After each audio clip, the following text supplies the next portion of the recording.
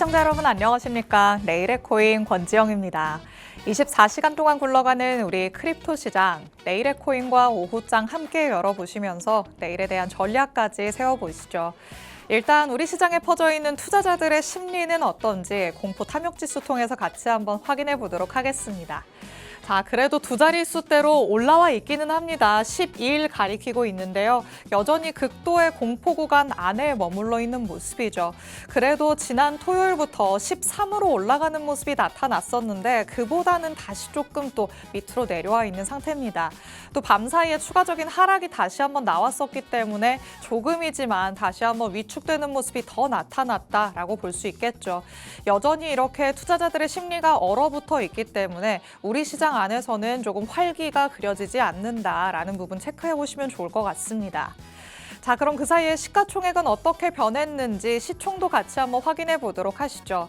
자, 24시간 동안의 흐름을 본다면 다시 한번 또 밑으로 내려와 있는 모습입니다. 전일 이 시간 대비해서는 1% 가깝게 시가총액도 빠져 있는 모습이죠. 그 사이에 조금 오름세가 나타나기도 했었지만 다시 한번 밑으로 내려갔다라는 부분 체크해 보시면 좋을 것 같고요. 하지만 24시간 전보다도 일주일 전 대비했을 때는 제자리 걸음을 하고 있다는 게 또 확인이 되고도 있습니다. 말씀드렸다시피 주말 사이에 시장에 그래도 조금 상승이 나타났었기 때문에 시가총액도 조금 올라가는 모습이 나타났었죠. 이때는 2조 4천억 달러 위로 올라서는 모습도 나타났었는데 다시 한번 2조 3천억 달러대까지 떨어졌다라는 부분도 확인을 해보시면 좋을 것 같습니다. 자, 그럼 기관들은 또 어떤 움직임 보였을까요? ETF 통해서 자금의 흐름 변화 같이 한번 만나보도록 하겠습니다. 일단 이 막대가 지금 이 화살표가 가리키고 있는 막대는 화요일을 나타내고 있습니다. 전일 이 시간권 아직까지 집계가 되지 않았고요. 화요일만 놓고 본다면 비트코인은 유출이 되고 있고 이더리움은 소폭이지만 유입되는 모습이 나타나고 있습니다. 지난주에 비트코인이 유출세를 기록하다가 잠깐 순유입세로 돌아서면서 여기에서 지속되는 모습이 나타나줘야 되겠습니다. 라는 얘기를 금요일에 했었는데 아쉽게도 다시 유출세로 돌아온 모습이죠. 지금 비트코인 ETF를 통해서는 1억 달러 조금 넘는 기관들의 자금이 유출이 되고 있는 상태입니다. 반면에 이더리움은 소폭이지만 그래도 유입세에 이어나가고 있습니다. 현재로서는 4,860만 달러 이 정도의 기관의 자금이 이더리움의 ETF를 통해서 들어오고 있다라는 부분을 확인을 해볼 수가 있겠습니다. 그래도 일단 비트코인이 유출세를 이어가고는 있지만 지난주에 나타났었던 4억 달러 이상의 그 규모보다는 축소됐다는 데에서 저는 희망적인 포인트는 찾아볼 수 있겠죠. 여기에서 순유입세로 다시 돌아가는지 이 부분을 중점적으로 살펴보시면 좋을 것 같습니다. 자, 이렇게 기관들의 움직임 확인해 봤으니까 이제 실시간 시장 분위기 같이 한번 파악해 보도록 하겠습니다. 자, 전일 이 시간 대비해서 다수의 코인들이 내림세를 보이고는 있습니다만 새벽 사이에 나타났던 하락보다는 조금 위로 올라선 모습은 포착이 되는 상황입니다. 비트코인이 0.83% 하락하면서 현재는 66,800달러 선에서의 움직임 가져가고 있죠. 밤 사이에는 65,000달러대까지 내려갔었는데 그보다는 약간의 반등이 나타나 있는 상태입니다. 이더리움은 1% 넘게 빠지고 있습니다. 1969달러 선에서의 움직임 가져가고 있지만 2,000달러를 조금 빠르게 탈환을 해줘야 될 것 같고요. 그리고 XRP는 3% 넘게, 솔라나도 마찬가지로 3.4%가량의 하락세 보이고 있는 상황입니다. 그리고 밈코인단에서 도지코인, 이 일론 머스크의 X와 관련해서 기대감이 실리면서 주말 동안에 상승하는 모습도 나타났었지만 이 상승분을 어느 정도 다 반납하는 흐름이 나타나고 있습니다. 전일 이 시간 대비해서는 여전히 내림세를 보이고 있다. 앞으로의 전망이 그리 좋지만은 않다라는 얘기들 나오고 있으니까 도지코인과 관련해서도 이런 의견들은 조금 참고를 해보시는 게 좋을 것 같습니다. 자, 이렇게 일단 우리 시장의 분위기가 다시 한번 아래로 내려가고 있는 상황이기는 합니다. 하지만 여기에서 잘 지지를 받는다면 다시 한번 또 위로 향할 가능성은 있겠죠. 전문가님은 어디에 더 무게를 두고 있으신지 지금부터 얘기 하나씩 들어보도록 하겠습니다. 그럼 잠시 후에 전문가님과 돌아오도록 하겠습니다. 내일의 코인 본격적으로 출발해 보시죠.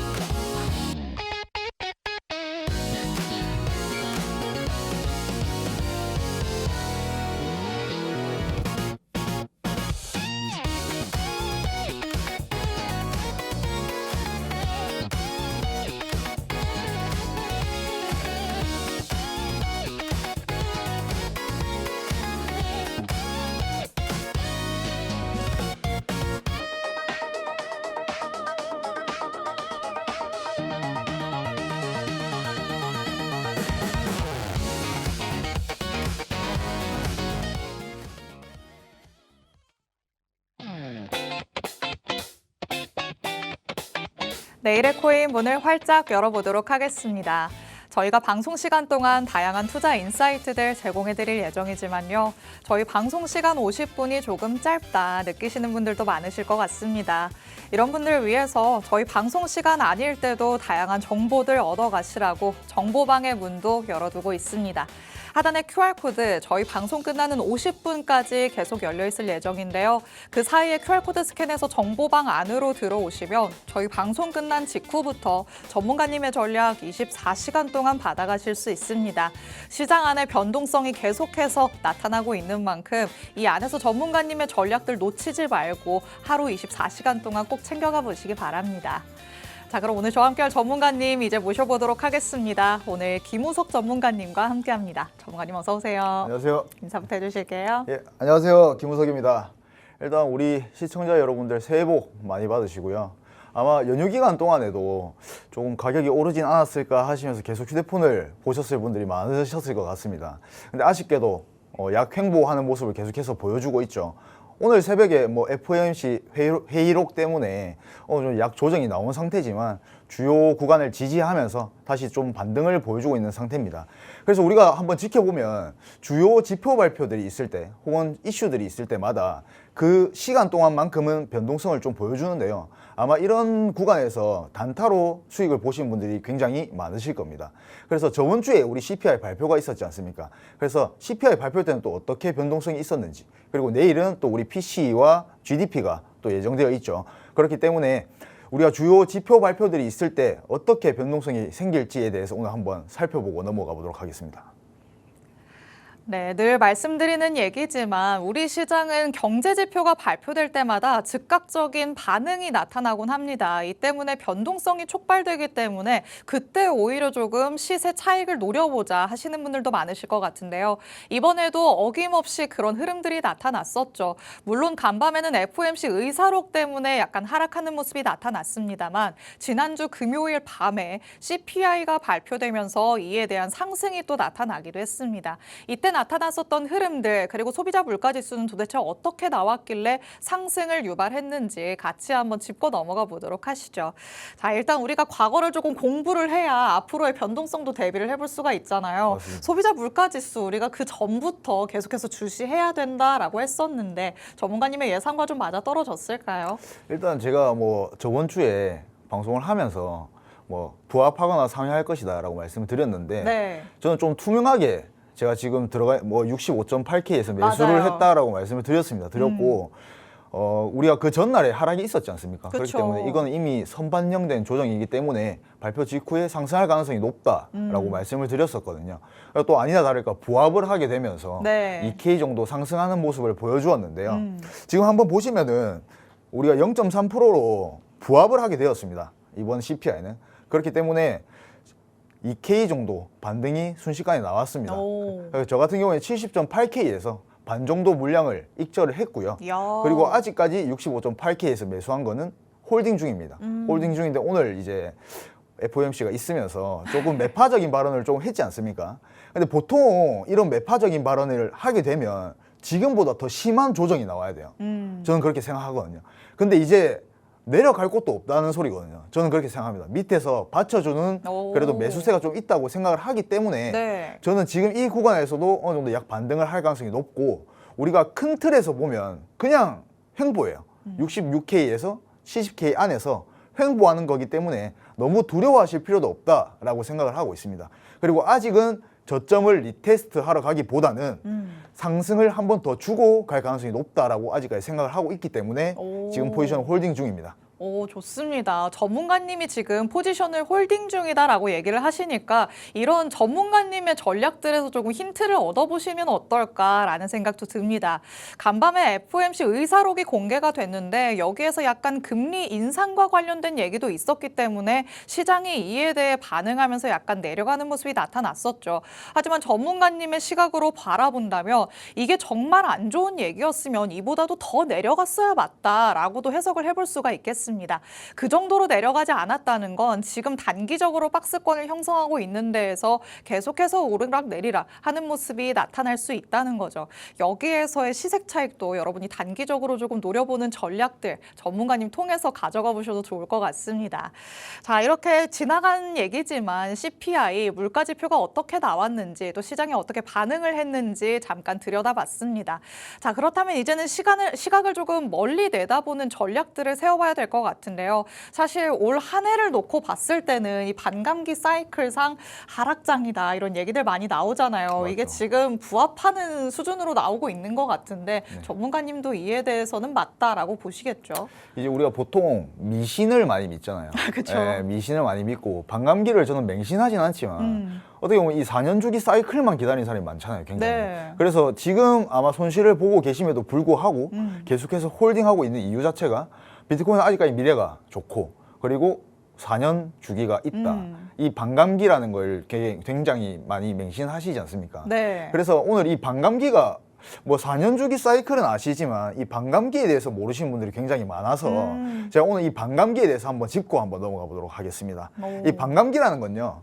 쉽게 설명드리면 채굴할 때 받는 채굴 보상이 4년마다 4년 주기로 우리 절반으로 줄어드는 이벤트인데요. 그러면 채굴량이 줄어드는데 왜 비트코인이 상승을 하냐에 대해서는 제가 이 다음에 한번 짚어보고 넘어가도록 하겠습니다. 그리고 이 연도는 16년도부터 시작을 해서 그리고 20년도 그리고 24년도 이렇게 이제 반감기가 옵니다. 실제로 우리 24년도 때 상승장을 보여주었죠.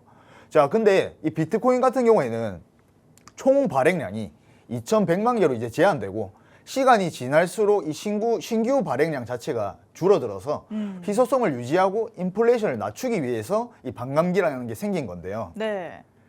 자, 이 반감기가 가격에 미치는 영향을 한번 보시면 우리 이거 좀 제가 좀 쉽게 설명드리면 우리 리셀가 이런 거 있잖아요. 그쵸. 좋은 가방, 좋은 옷, 신발 같은 경우에 희소성이 떨어지게 되면 리셀가가 붙잖아요. 마찬가지입니다. 채굴하는 량 자체가 줄어들게 되면 리셀가가 희소성이 생기게 되는 거죠. 그래서 이 비트코인 가격이 상승한다라고 생각을 하시면 좋을 것 같고 우리가 보통 채굴도 아마 말씀 많이 들어보셨을 것 같은데 네. 이 채굴량이 많아지면 보통 채굴하는 사람들 어떻습니까? 팔잖아요. 요새 뭐 PC방에서도 이더리움 채굴하고 뭐 이렇게 하는 경우 많지 않습니까? 네. 예, 보통 채굴을 하게 되면 매도를 하게 됩니다. 근데 이 채굴량이 줄어들게 되면 매도 압력이 당연히 감소하게 되겠죠. 예, 그리고 제일 중요한 건 이 심리적인 기대감이 크겠죠. 아무래도 모든 사람들이 이 4년 주기만 기다리다 보니까 우리가 이 반감기에는 이 기대감 때문에 또 상승을 하는 경우가 많습니다. 그래서 보통은 이 반감기 직후 바로 급등하는 게 아니라 과거에는 보통 6개월에서 길게는 18개월 이후에 강세장이 나타나는 경우가 굉장히 많았습니다. 그런데 지난번에 반감기 때를 보면 그 이전과는 조금 다르지 않았나라는 생각도 들거든요. 네, 맞습니다. 원래 2024년이 반감기에 해당되는 해였으면 그 다음 해도 약간은 상승이 나타났어야 됐는데 그러면은 조금 틀어지고 있는 게 아니냐 이런 얘기도 나오잖아요. 맞습니다. 근데 이제 이게 이제 제가 이 다음에 말씀을 드릴 건데 보통은 이제 반감기 다음에 이제 어느 정도 유동성이 확보되지 않습니까? 네. 근데 23년도부터 ETF 그렇죠. 뭔가 조금 달라진 요소가 있었죠. 맞습니다. 선반영이 되면서 그리고 제일 중요한 요소는 이제 비트코인이 우리가 뭐 1000% 그리고 뭐 2000% 이렇게 수익률 보여줄 수가 없잖아요. 이미 엉덩이가 많이 무거워진 맞아요. 상태이기 때문에 알트코인만큼의 상승률을 보여주기는 힘듭니다. 그래서 그 정도 상승률을 원한다 하시니까 보통은 뭐 리플이나 혹은 밈코인 종류들을 많이 하시잖아요. 네. 그래서 지금은 이제 우리가 그 정도까지의 상승률은 조금 보여주기 힘든 것 같다라고 저는 생각을 해요. 그래서 지금 우리 이제 앵커님이 말씀하셨듯이 왜 상승폭이 약했을까에 대해서 한번 또 우리가 살펴보면요. 24년도에 우리 1월에 미국 현물 ETF가 승인됐죠. 네. 승인되고 나서 대규모 자금이 이제 유입되면서 이 반감기 이전부터 우리 23년도부터 어느 정도 강한 상승 랠리가 진행이 되었습니다, 이미. 그래서 반감기 기대감이 상당 부분 사전에 반영이 되었고요. 그리고 과거 사이클을 보면 반감기에서 자금 유입이 됐고 근데 24년도는 ETF 자금 유입이 먼저 되고 나서 반감기가 왔기 때문에 이미 23년도, 24년도에 반감기를 우리가 상승장을 거쳤다라고 생각을 하시면 좀 좋을 것 같습니다. 뭐든지 선반영되는 게 참 좋은 것 같으면서도 또 뒤돌아놓고 보면 안 좋은 것 같기도 하고 네, 맞습니다. 어느 장단에 좀 맞춰서 춤을 춰야 될지 모르겠는데 일단 ETF가 우리 시장을 조금 캐파를 키우기도 하고 안정성을 가져다 준 거는 맞지만 앞으로의 폭발적인 랠리를 기대하기는 어려운 요소가 되지 않았나 싶기는 합니다. 그리고 또 이것 말고도 요인이 하나 더 있을까요? 보시면은 이 공급 감소의 체감 효과 축소라고 제가 적어놨는데요. 네. 뭐 어렵게 생각하실 필요 없고 이제 우리가 공급이 뭐 채굴이 감소되면 체감 효과가 축소되는 건데 네. 이제 비트코인의 시가총액 자체가 과거 대비해서 훨씬 큰 상황이지 않습니까? 그렇죠. 쉽게 말하면 이제 엉덩이가 많이 무거워졌어요. 졌기 때문에 우리 12년도 보면은 거의 비트코인을 하신 분들이 거의 없었고 그리고 16년도에는 개인 중심의 시장이었다고 하고 그리고 20년도에는 이제 기관 진입이 이제 초기 상태였고요. 그리고 24년도에는 이제 대형 자산군에 근접하게 되었습니다. 그래서 우리가 과거에는 시장에 뭔가 이 큰 이슈, 큰 충격이었지만 현재는 전체 유동성 대비해서 상대적으로 영향력이 감소한 건 사실이에요. 그렇기 때문에 뭐 쉽게 내려가지도 않고 우리가 지금 비트코인이 다시 뭐 1,000만 원, 2,000만 원 갈 일은 드물지 않겠습니까? 그렇죠. 그렇기 때문에 많이 하락하지도 않고 그렇다고 해서 많이 상승하지도 못한다라고 말씀을 해드리고 싶고요. 자, 그리고 세 번째가 이제 기간 중심으로 구조가 변동이 된 거죠. 네. 그래서 변동성이 아무래도 완화되고 과거 같은 경우에는 아무래도 개인 투자자 중심의 투기적 사이클이었다면 현재는 ETF 자금, 기업 보유량이 시장에 큰 비중을 차지하지 않습니까? 그렇기 때문에 아까부터 계속 말씀을 드리는 거지만 변동성이 적어질 수밖에 없습니다. 우리가 기관 자금은 일반적으로 레버리지 비중이 낮고요. 그리고 단기 추격 매수를 진행을 하지 않습니다, 기관은. 그리고 변동성, 리스크 관리를 중점적으로 두기 때문에 급등락폭이 줄어들 수밖에 없는 겁니다. 아무래도 기관들은 개인 투자자들보다는 조금 멀리 내다보면서 전략을 맞죠. 세우고 들어오는 거죠. 아무래도 이제 기관들은 투자를 한다는 말을 많이 하죠. 이게 중장기로 뭐 종목을 들고 간다랑 또 투자랑은 다른 느낌이더라고요. 그렇게 저는 똑같다라는 의미로 생각을 했는데 네. 기관들은 뭔가 다르게 생각을 하더라고요. 그러니까 미래를 보고 향후 20년, 30년을 보고 네. 투자를 하는 게 이 투자라고 얘기를 하지 않습니까? 그래서 그렇기 때문에 스트래티지가 실질적으로 평단이 좋지가 않아요. 맞아요. 그렇게. 지금 위태위태하잖아요. 네, 평단 낮거든요. 높은데 이 스트래티지가 그럼에도 불구하고 추가 매수를 계속해서 진행하는 이유 자체가 투자의 목적이 강하다라고 말씀을 드리고 싶습니다. 우리가 사실 투자라고 얘기할 때는 초반에는 조금 손실을 보더라도 뚝심 있게 계속 간다라는 의미도 어느 정도 있는 거잖아요. 네, 맞죠. 지금 기관 또 특히나 스트래티지를 중심으로 봤을 때는 중장기에 무언가의 전략을 세웠다기보단 진짜로 멀리 내다보면서 장기 오브 장기로 내다보면서 조금 투자로 진행하고 있다 이렇게 해석을 해볼 수가 있겠습니다. 일단은 기관들이 중심이 되는 그런 구조로 우리 시장이 조금 변모했기 때문에 그 리스크가 줄어들었다는 장점도 있지만 변동성의 폭도 같이 줄었다라는 부분들 체크를 해보시면 되겠습니다. 그리고 또 무엇보다도 거시 경제적인 측면에서도 예전과는 조금 다른 부분들이 많이 있겠죠. 맞습니다. 저는 이제 이 거시 경제의 차이가 가장 큰 이제 이유라고 생각을 하는데요. 네. 우리가 보통 과거 강세장을 보면 대부분 이제 완화적 통화 정책과 시기가 겹쳐요. 그러니까 양적 완화를 했다는 거죠. 네. 그 13년도에도 양적 완화를 지속을 했고 양적 완화를 이제 모르시는 분들은 한마디로 이제 돈을 풀었다는 겁니다, 시장에. 그리고 17년도 같은 경우에는 아무래도 글로벌 유동성이 확대가 됐고요. 그리고 21년도는 우리 코로나 이후에 초저금리로 진행을 했지 않습니까? 네. 근데 24년도 같은 경우에는 고금리 환경이 계속해서 지속이 됐고 우리가 보통 달러가 강세면 이 비트코인은 상대적으로 가죠. 맞죠, 약세지 않습니까? 네. 그렇기 때문에 이 유동성 긴축 기조가 계속해서 지속이 됐기 때문에 이 24년도 같은 경우에는 이제 상대적으로 우리 과거에 비해서는 상승률이 낮았지 않나라고 생각을 하고 있습니다. 일단 무엇도 우리를 조금 도와주지 않는 듯한 분위기가 지금은 조금 맞습니다. 형성되어 있지 않나라는 생각이 들기는 합니다. 반감기 사이클이 4년 주기로 놓고 봤을 때는 사실 작년부터 조금 다른 분위기가 연출이 되기는 했어야겠죠. 하지만 그 안에서 구조적인 변화가 있었고 또 거시경제적인 분위기도 많이 달라졌기 때문에 우리도 이렇게 조금 바뀌어가는 우리 시장의 분위기에 발맞춰서 전략을 변경해서 세울 수 있는 전략들 가져가 봐야 봐야 될 것 같습니다.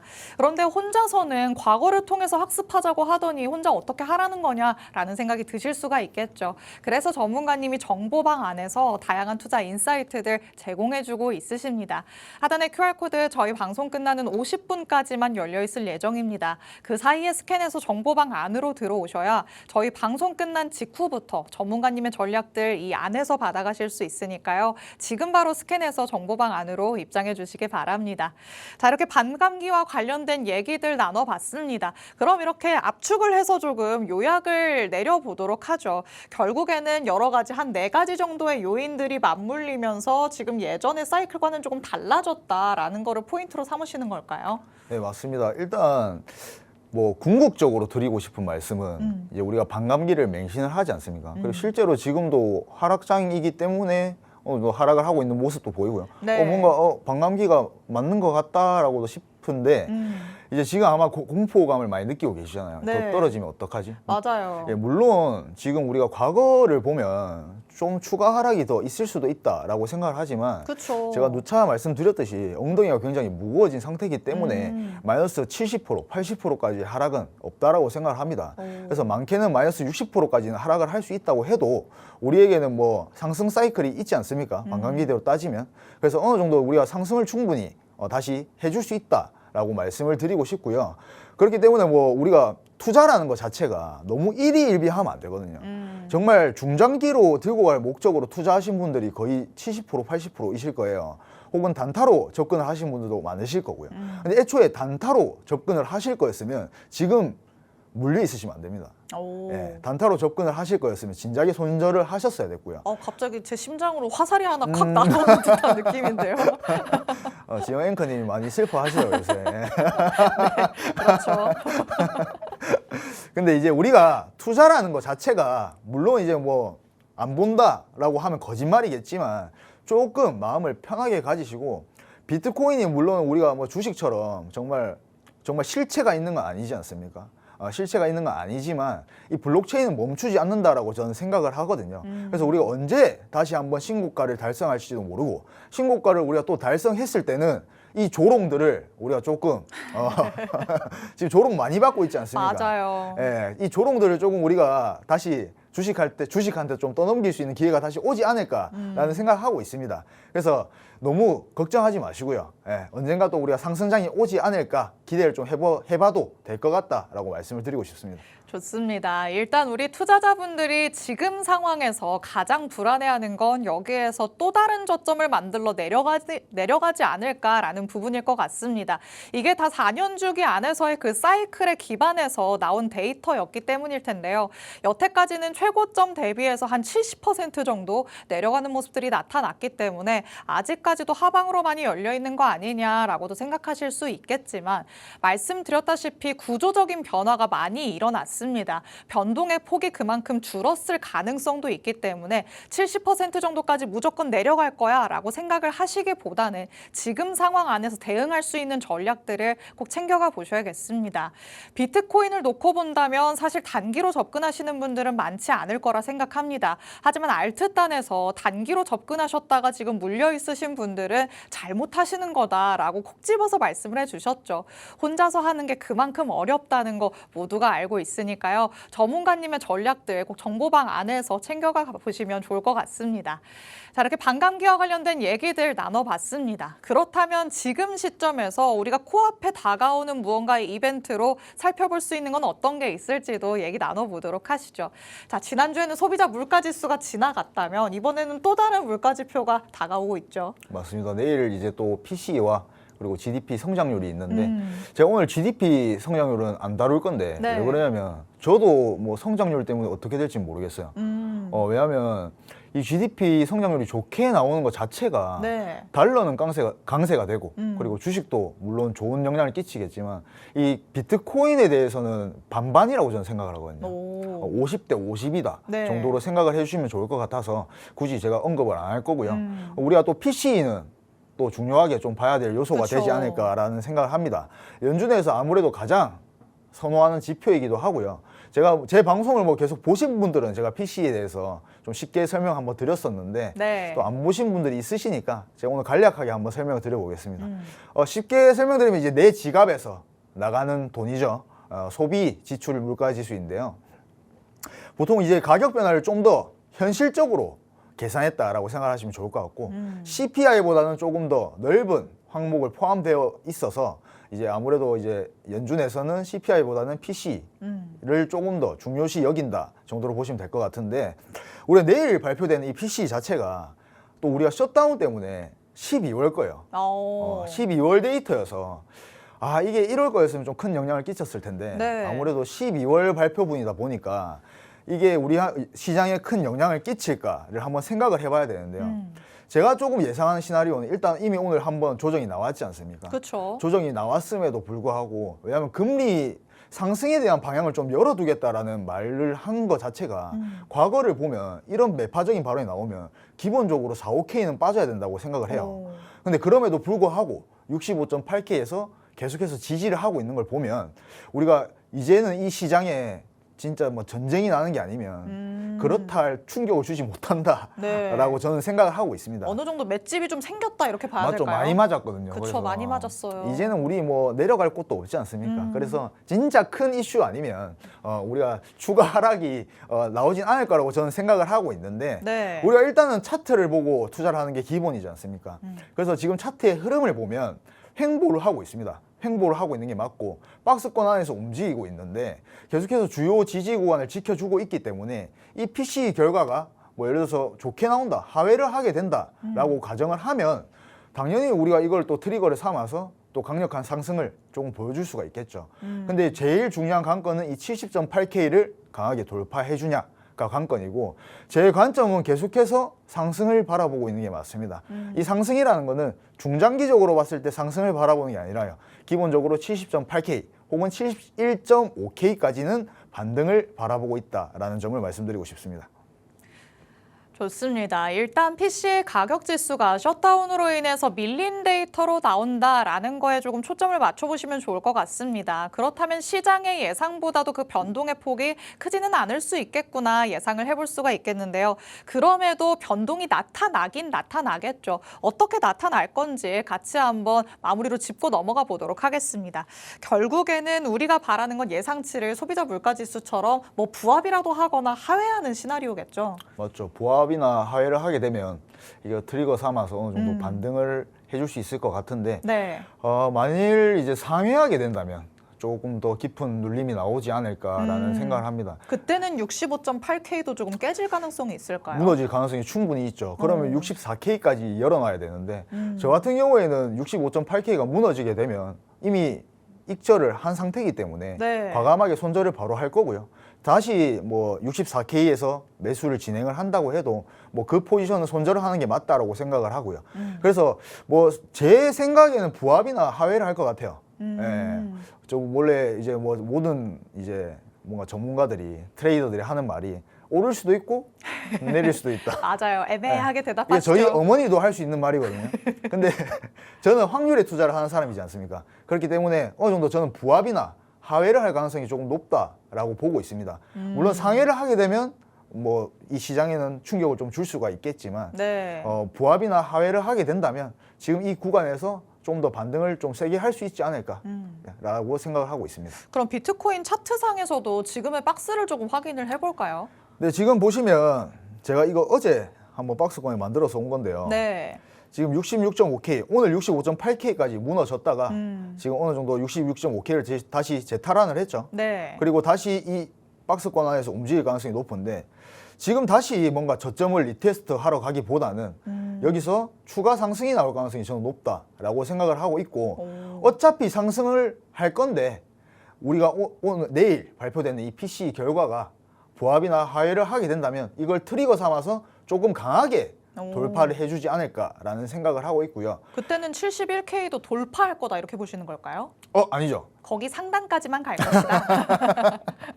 제가 점쟁이는 아니거든요. 아, 그렇죠. 점쟁이는 아닌데 제가 시나리오를 한번 생각해 보면요. 오늘부터 상승을 찌끔찌끔 하면서 뭐 예를 들어서 68K, 69K까지 도달을 한다라고 네. 가정을 했을 때 우리가 뭐 결과가 뭐 부합하거나 하회를 하게 되면 거래량이 동반된 상승이란 말 많이 하잖아요. 맞죠? 그렇죠. 그럼 거래량이 동반되면서 상승을 하게 되면 이 71.5K를 돌파할 가능성이 높다.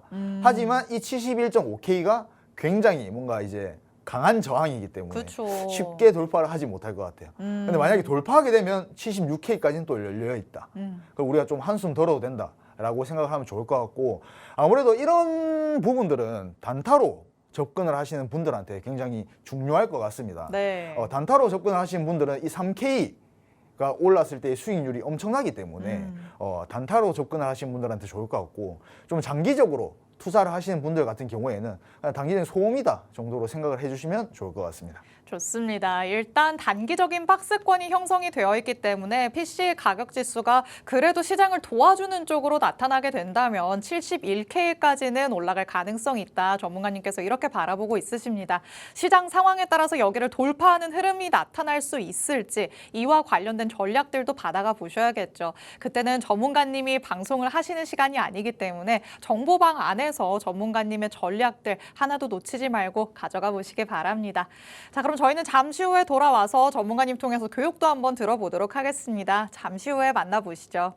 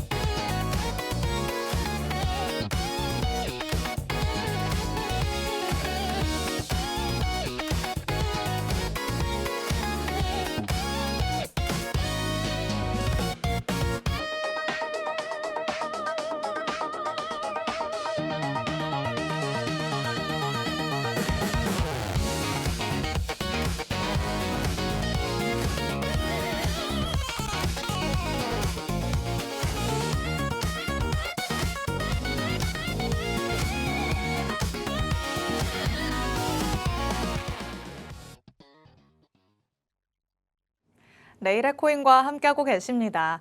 지금부터는 전문가님 통해서 우리가 실전에서의 능력치를 한층 더 레벨업 해볼 수 있는 시간 같이 가져보도록 하겠습니다.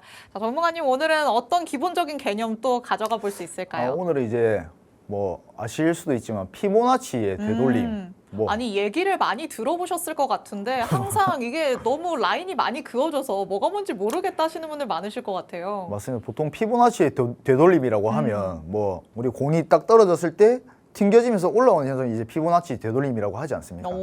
근데 이제 이걸 활용해서 우리가 투자에는 어떻게 활용을 할 수 있는지에 대해서 한번 제가 쉽게 한번 설명드려 보겠습니다. 일단 제가 오늘 6시간 동안 운전을 하고 와가지고 말이 좀 많이 꼬이거든요. 그래서 조금 양해 좀 해주셨으면 좋겠고, 저는 항상 이 시청자분들한테 좀 알기 쉽게 설명드리려고 많이 노력을 하고 있습니다. 그래서 조금 쉬운 것들만 계속해서 가지고 오는데요. 이 피보나치 되돌림 같은 경우에도 어렵지 않습니다. 어렵지 않고 사용을 해보시면 생각보다 잘 들어맞네 라고 하시는 경우도 많으실 거예요. 근데 이제 투자를 하실 때는 항상 이거 배웠으니까 이것만 써봐야지가 아니라 항상 모든 것들을 종합해서 확신이 생겼을 때 매수나 공매도를 하시는 게 맞고요. 자, 일단 이 피보나치 되돌림 보면 우리가 보통 가격이 급등하거나 급락한 이후에 어느 정도까지 되돌려질 수 있는가, 예를 들어서 우리가 공을 딱 떨어뜨렸을 때 어느 정도까지 튀어오를 수 있는가를 피보나치의 되돌림이라고 하는데요. 뭐 이거를 비율로 해서 뭐 시각화해주는 뭐 기술적 분석 도구라고 합니다. 근데 이게 왜 중요할까요? 우리가 이거는 반감기랑 마찬가지로 생각을 해주시면 좋을 것 같아요. 우리가 많은 투자자들이 같은 비율 그리고 같은 구간을 보고 매매를 시도하지 않습니까? 그래서 많은 투자자들이 뭐 이 구간이 지지 구간이다, 이 구간이 저항 구간이다 라고 생각을 했을 때 거기서 반등이나 혹은 뭐 꺾이는 모습을 보여줄 수가 있지 않습니까? 그래서 이런 심리가 저는 가장 중요하다고 생각을 하고요.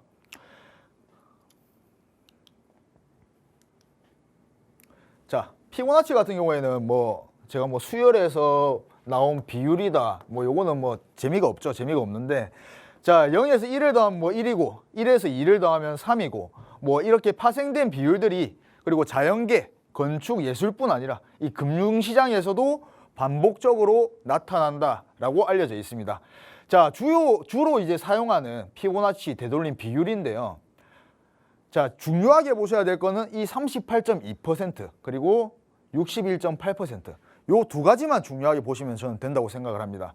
자, 38.2와 61.8이 가장 중요하고, 보통 이 중에서도 우리가 61.8%가 황금 비율이라고 불리는데, 여기가 뭐냐, 예를 들어서 무너지게 된다라고 하면은 추세가 바뀐다 정도로 생각을 해주시면 좋을 것 같습니다. 그래서 반대로 이 구간이 깨진다면 또 우리가 추세 전환이 될 가능성이 높고, 그리고 유지가 되면은 그대로 추세를 유지할 가능성이 높다라고 보시면 될 것 같습니다. 자, 우리가 상승 추세에서 그리는 방법인데요. 자, 고점에서 저점으로 피보나치를 이렇게 내려주시면 이렇게 선이 나옵니다. 선이 나오는데, 최근 이제 뭐 고점에서 이제 저점으로, 이제 저점에서 고점 방향으로 도구를 적용하시면 되고요. 상승 추세니까 저점에서 고점입니다. 저점에서 고점으로 사용을 하시면 되고요. 제가 오늘 왜 이러죠? 입이 안 풀리네. 자, 조정이 나올 때 보통 이 구간에서 지지를 받고 상승을 하는지를 보시면 되는데요. 자, 제가 중요하다고 말씀드린 구간이 지금 여기 있죠. 382와 618인데, 지금 보시면요, 얘가 이렇게 상승 추세를 그리고 올라가다가 우리가 되돌림이 나오죠. 그럼 추가 하락을 했을 경우에 이 382를 지지하는지, 이 선을 지지하는지, 혹은 무너지더라도 618을 지지를 하는지 보셔야 될 겁니다. 만약에 618이 무너지게 되면 이 상승 추세가 깨졌다라고 생각을 하시면 좋을 것 같고, 만약에 이 구간이 지지하게 된다면 다시 추가 상승할 가능성이 높다라고 보시면 좋을 것 같습니다. 자, 그러면 하락 추세에서 그리는 방법은 우리가 고점에서 저점으로 잡고 이렇게 내려주시면 이렇게 차트가 나옵니다. 차트가 나오는데, 제가 마찬가지로 382와 618이 중요하다고 말씀을 드렸죠. 그래서 우리가 고점에서 이렇게 하락 추세를 그리고 있다가 반등을 하지 않습니까? 반등을 했을 때 이 382가 첫 번째 주요 저항 구간이고요. 두 번째가 이 618 구간인데, 이 618 구간이 깨지게 된다면 다시 상승 추세로 전환됐다라고 보시면 좋을 것 같습니다. 자, 이거는 뭐 38.2, 제가 61.8이 가장 중요한 구간이라고 말씀드렸고, 보통 50% 구간도 보시는 분들이 굉장히 많은데, 이 38.2와 61.8이 많은 이제 시장 참여자들이 가장 주요하게 보는 구간이기 때문에 보통 요 구간들에서 반등이나 저항이 나올 경우가 많고요.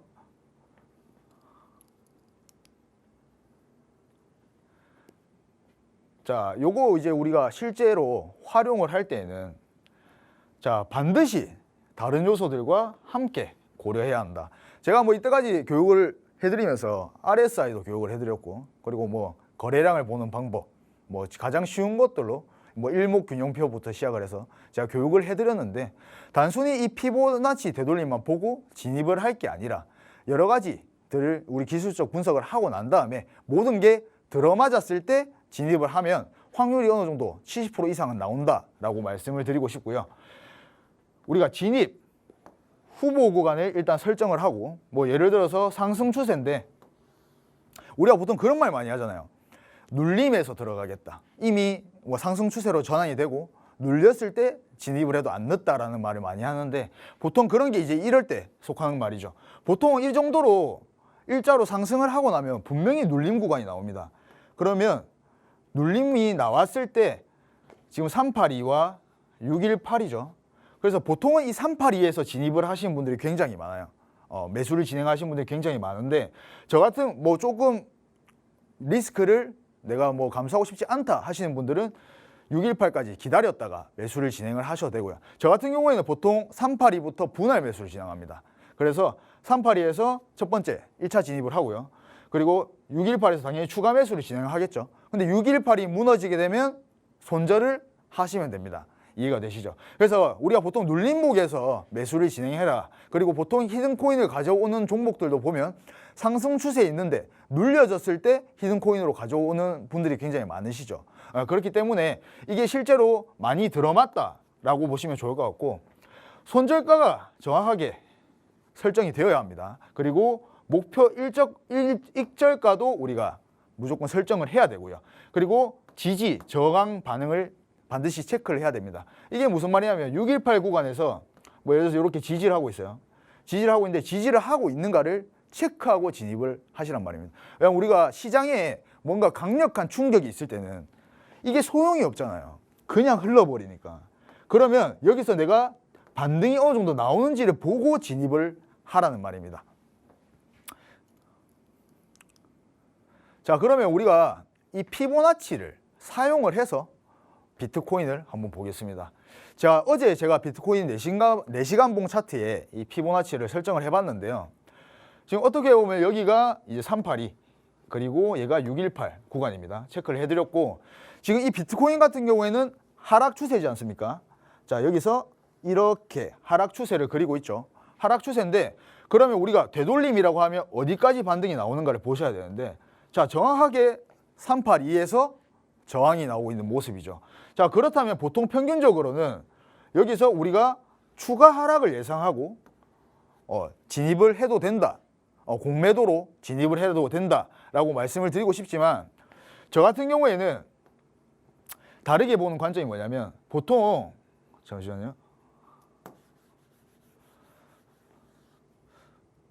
자, 보통 우리가 여기서 꼬리를 달고 이렇게 횡보를 할 경우에는 다시 추가 상승을 할 가능성이 높다라고 보고 있습니다.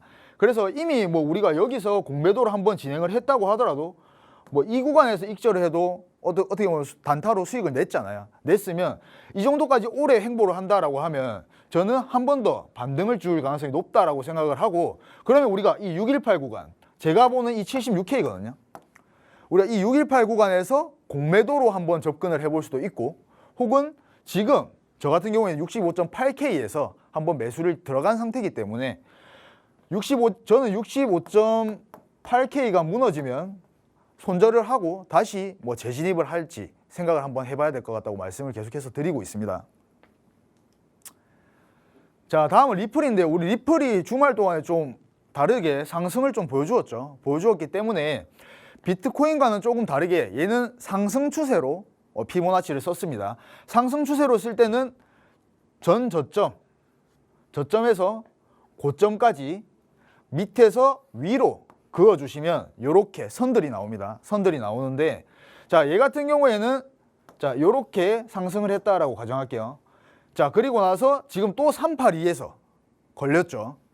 정확하게 382, 자, 618입니다. 그래서 보통은 382에서 제일 많이 걸려요.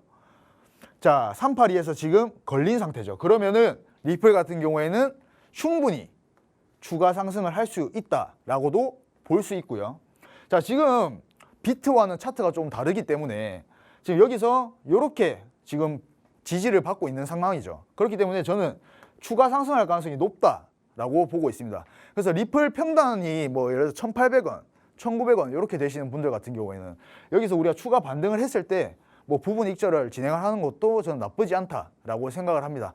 항상 저는 중장기적인 관점은 추가 상승 후 하락이기 때문에 우리가 여기서 뭔가 계속해서 홀딩해서 다시 지금 우리가 손절을 할 때는 지금 가격대가 매력적인지를 한번 보셔야 돼요. 지금 우리가 하락장임을 인지하고 있는 상황이지 않습니까? 근데 지금 가격대에 진입을 하실 겁니까? 라를 생각해 봤을 때 하기 힘들다는 거죠. 왜냐하면 더 저점에서 잡을 수 있는데 그렇기 때문에 그렇게 생각이 드신다면 여기서 완전 익절을 하시던가 부분 익절을 충분히 가져가셔야 된다라고 말씀을 드리고 싶고 만약에 제 관점이 틀릴 수도 있습니다. 뭐 여기서 그대로 뭐 전쟁 나서 내려 꽂을 수도 있죠. 그러면 우리가 항상 손절 기준을 명확하게 잡고 있어야 된다는 겁니다. 이해가 되십니까? 네. 네, 오늘은 전문가님 통해서 피보나치 되돌림이 어떤 건지 자세하게 얘기 들어봤습니다. 어떤 한 추세 안에 있다면 되돌림이 어디까지 나올 것인가 우리가 어느 정도 예측을 해볼 수가 있겠죠. 지금 시장 안에서 단기적으로 조금 접근 전략을 세워보시려는 분들에게는 안성맞춤인 지표가 되지 않을까라는 생각 듭니다. 더 자세한 내용들 궁금하시다면 하단의 QR코드 스캔해서 정보방 안으로 입장해 주시면 되겠습니다. 자, 그럼 지금부터는 전문가님의 노하우의 집약체라고 할 수 있겠죠. 히든코인 만나보도록 하겠습니다. 자, 지난주 히든코인 조금 시장은 흔들흔들 했는데 그 안에서 단기적으로는 그래도 좀 오르는 모습이 나타났을까요? 예, 맞습니다. 제가 뭐 해체 오늘 좀 해야 될 것 같아요. 네. 히든코인 제가 나오는 족족 이제 계속 수익을 내고 있기 때문에 네. 제가 이제 계속해서 수익이 날 수 있는 이유 자체가 지금 우리가 중장기로 들고 갈 종목을 선택하는 시기는 아니잖아요. 그래서 계속해서 단타로 접근을 해야 되는데 저번 주에 뭐 CPI 때부터 제가 반등을 예상했기 때문에 히든코인도 드릴 수 있었던 거고 자, 지금 보시면은 자, 지난주 히든코인은 스택스였는데요. 제가 이게 지난주에 그냥 작도를 해온 거거든요. 자, 보시면은 그대로 작도 그대로 이 구간에서 지지를 받고 상승을 보여주었죠. 자, 근데 저 같은 경우에 이 히든코인을 수익을 낼 때 항상 10% 정도로 접근을 하기 때문에 따지고 보면 15%지만 저는 10%에서 완전 익절이 진행을 했습니다. 진행을 했고, 자, 스택스 같은 경우에는 아직까지 저는 흐름이 나쁘지 않다라고 생각을 합니다. 그리고 비트코인도 어느 정도 계속해서 저는 반등을 바라보고 있는 상황이기 때문에 단타로 접근하기에는 충분히 괜찮은 코인이 있다라고 말씀을 드리고 싶고요. 자, 오늘의 히든코인은 자, 차트를 한번 보시면요. 자, 얘 같은 경우는 지금 박스권을 형성을 하고 있죠. 박스권을 형성을 하고 있는데 비트코인과 굉장히 좀 흡사합니다. 흡사한데도 뭔가 난잡한 더러운 지금 모습을 좀 보이고 있는데 자, 얘 같은 경우에도 지금 제가 작도를 해왔는데요. 이미 새벽에 추가 조정이 나왔어요. 나온 상태이기 때문에 지금 충분히 어느 정도 분할 매수로는 접근을 하셔도 좋을 것 같다라고 생각을 하고 저는 여기까지 수익을 보는 게 목표가 아닙니다. 항상 단타로 접근을 하기 때문에 저는 충분히 10%만 돼도 완전 익절을 진행을 하고 다시 뭔가 재진입 타점을 노린다든지 진행을 할 거고요. 뭐 이 코인 같은 경우에 이까지 상승을 해준다면 아까 피보나치 배우셨죠? 자, 되돌림을 줄 때 뭐 318 구간에서 다시 재진입을 해본다든지 할 것 같고 지금 충분히 분할 매수를 진행하셔도 좋을 것 같습니다. 네, 전문가님의 오늘의 히든코인까지 만나봤습니다. 지난주에 히든코인은 스택스였는데요. 시장 안에서 단기적으로 접근해보자라고 얘기를 하셨는데 전문가님의 전략이 정확하게 맞아떨어지는 모습이 확인됐습니다. 여기쯤에서는 딛고 올라갈 거다라고 얘기를 해주셨던 그 라인 정확하게 지지선으로 작용하는 모습 나타났습니다. 여기에서 딛고 올라가면서 15%가량 상승하는 모습 나타났죠. 그렇기 때문에 정보방에 들어와 계신 분들은 전문가님 님의 전략으로 이 어려운 시장 안에서도 단기적으로 15% 챙겨가실 수 있었습니다. 그래서 오늘의 히든코인에 더욱더 눈을 두고 있으신 분들 많으실 것 같은데 이 히든코인도 짧게 10% 정도 갔으면 욕심 버리고 나오자라는 얘기를 하십니다. 혼자서는 이런 욕심 난 도저히 못 버리겠다라는 생각 드신다면 하단의 QR코드 스캔해서 정보방 안으로 들어오시면 되겠습니다. 이 안에서는 전문가님의 실시간 대응 전략들 다 받아가실 수 있으니까요. 전문가님을 100% 활용해 보시기 바랍니다. 오늘 저희가 준비한 내용은 여기까지입니다. 본 방송에서 제공해드리는 정보는 투자 판단에 대한 조언일 뿐 해당 자산의 가치 또는 상승 하락을 보장하진 않는다는 점 유의해 두시기 바랍니다. 저희는 내일 이 시간에 다시 찾아뵙도록 하겠습니다. 시청해주신 여러분 고맙습니다.